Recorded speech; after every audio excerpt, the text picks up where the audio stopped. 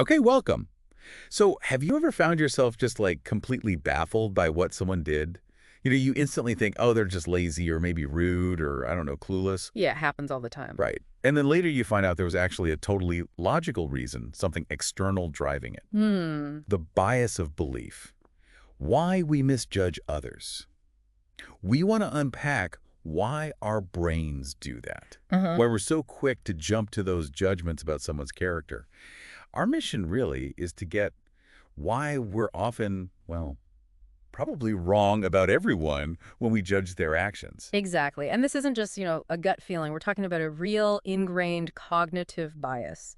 It's called the fundamental attribution error. Okay. And we're going to look into why this mental shortcut makes us, well, frequently misread why people do things and maybe what we can do about it. It's all backed by quite a bit of scientific research. Okay, let's break that down then. The Yeah. fundamental attribution error, FAE. Right? Okay, yeah. It's basically our tendency to explain someone else's actions by looking inward, like at their personality or their character. Mm-hmm. Their disposition. Right, their disposition. Yeah. And we totally, or at least mostly, underestimate the power of the situation they're actually in. Yeah. We just kind of assume it's who they are. Not what's happening to them.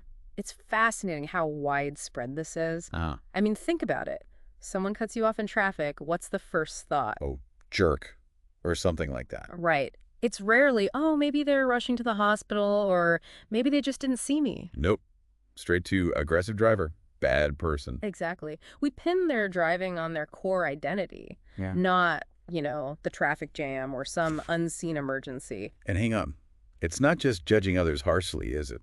Because we kind of let ourselves off the hook. Oh, absolutely. When we mess up or do something, less than perfect. We're suddenly experts at finding situational excuses. Totally. I was late because of the traffic. Not, I should have left earlier. Or I snapped because I had a rough morning. Yeah, rather than just admitting maybe I was just irritable, it's like we have this built-in excuse generator for ourselves. Exactly right. And that highlights something called the actor-observer bias. It's a part of the FAE. Actor observer. Okay. So we're the actors in our own lives, right?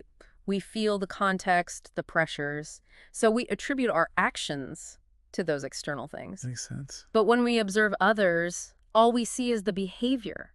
Their personality seems like the obvious cause, not those invisible situational forces they might be dealing with. Ah, so that's why we're probably wrong about everyone. No. Our default way of seeing others is just skewed. It's skewed towards disposition, yeah. Towards judging the person, not the situation.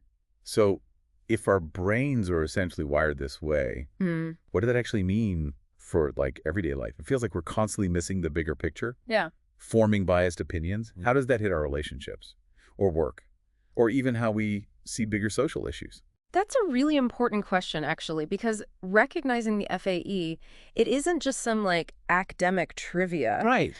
Understanding it, well, it helps with empathy, sure, but it's also about being more accurate, better problem solving. How so? Well, think about work. If you keep thinking a colleague missed a deadline just because they're lazy, Okay. your solution might be, I don't know, a reprimand. But what if you thought maybe they're overloaded? Or maybe the process is flawed? Ah, then you might offer help or change the workload. Exactly.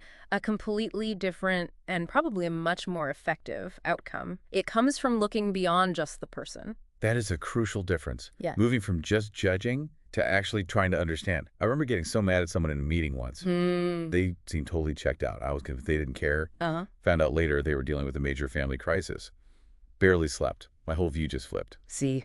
It really is about pausing that first snap judgment. Precisely.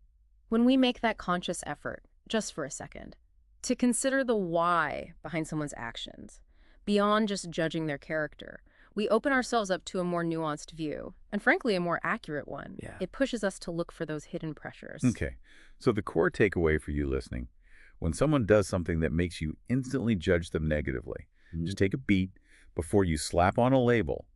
Really push yourself. Ask, what situation might they be in? Yeah, think about how knowing about the fundamental attribution error could genuinely change how you see people. What if, instead of that immediate character judgment, you first thought about the context? It might just shift your whole perspective on why people do what they do.